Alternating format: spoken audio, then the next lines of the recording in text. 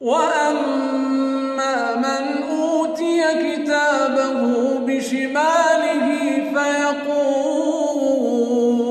فيقول يا ليتني لم أوت كتابيه